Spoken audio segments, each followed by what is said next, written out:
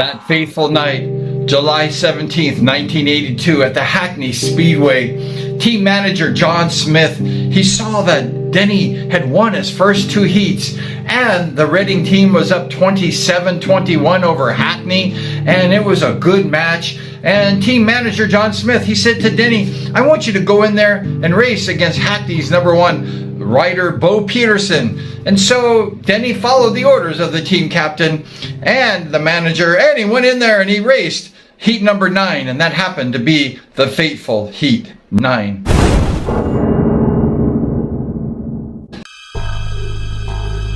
Heat 9 came, and there was a young 18-year-old new rider for the Hackney team named Marvin Cox. He teamed up with the number 1 Bo Peterson, and they raced Denny. And Denny was going in turn 3 on that particular race, Heat 9.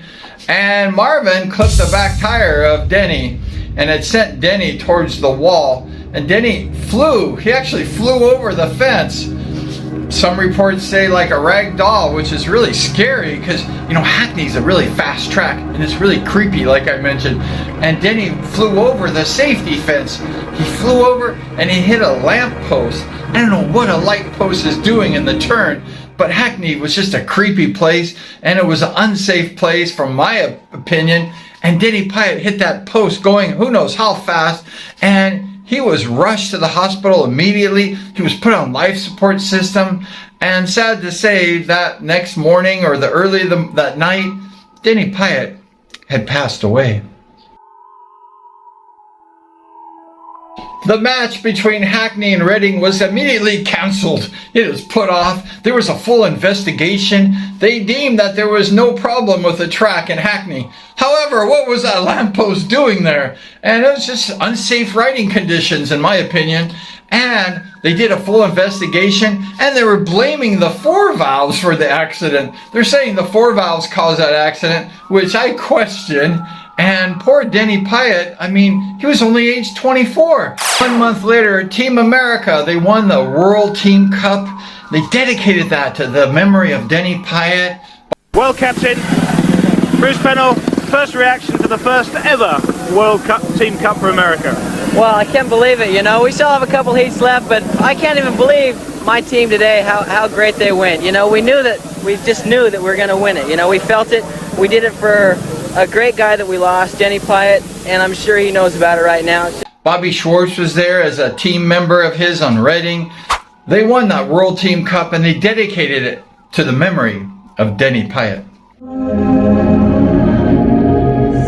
Denny, you've ridden tremendously well yourself in this meeting. Obviously, you've been the star of the show, really. What about your friend Denny Pyeatt, then, who used to live with you? Well, my friend is our friend, and we love him very dearly, and this was dedicated to him. I've been training, doing everything I could possibly do to get my right frame of mind to win this meeting today, and Gary, it's just gone beautifully. I'm really proud of all the people involved with helping us, not just the riders, but the mechanics and managers, just everybody involved. Just a year earlier, I had a chance to go to Hackney Speedway, that track in Hackney, and it was just a dark, creepy track, and it's a long track. It's really a long track. It disbanded in like 1996. It was there from like 1932 when Speedway was brought over from Australia to like 1996. So the Hackney Speedway had a long list, and a lot of people had passed away racing on that track.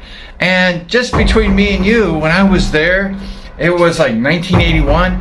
It was just a creepy track. I saw Bruce Pennell and Bobby Schwartz race there against Hackney and hung out with them. But it was just a creepy track. And I left that stadium and I just felt uncomfortable. And that was just only a year before Denny Pyeatt had passed away. He was just 24 years old. He had raced in 29 meetings for the Reading team, and he averaged over 5 points. And he was just a solid rider. He was a good rider. And the fans, he became one of those guys that everyone just fell in love with. And the home team really were standing behind Denny, and because they saw his progress.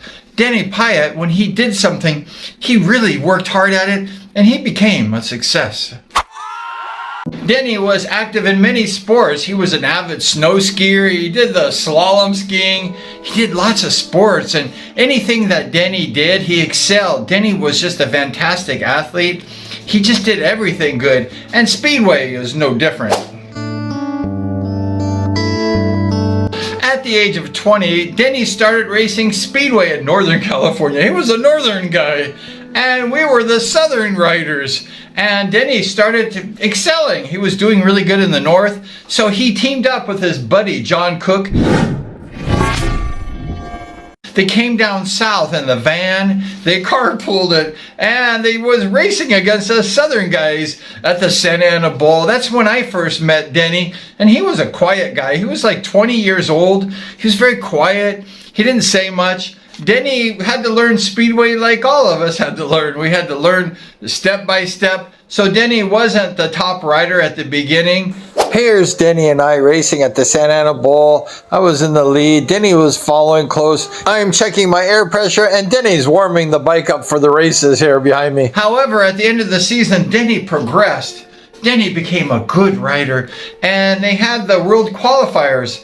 And guess who won it with a maximum score? It was Denny Pyeatt. And the following year, in 1980, Denny was racing against all the top riders in the US. Mike Bass,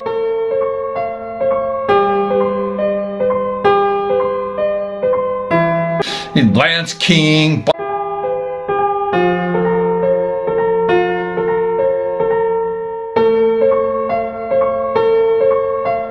Bobby Boogaloo Schwartz.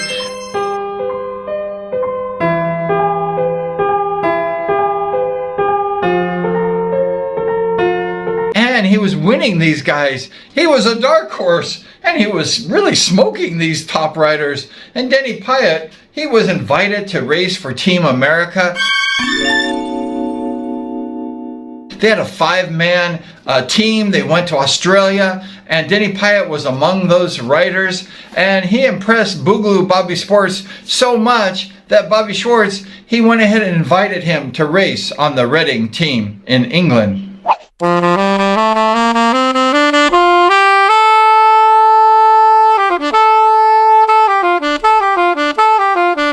You kind of knew from that point on that Denny had caught on to Speedway. He became a star. He was a rising star.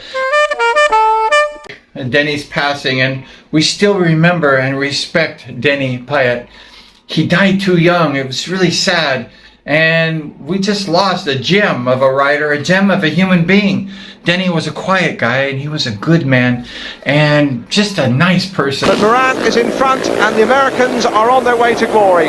They came here to win for their fallen colleague, Denny Pyeatt. They swore they would win the trophy for him. They're going to dedicate the World Cup to his memory. Americans are on their way to a remarkable hat-trick. And what characters, what colour they brought into World Speedway. They thoroughly deserve this success. Over the line they go, and now the celebrations will begin.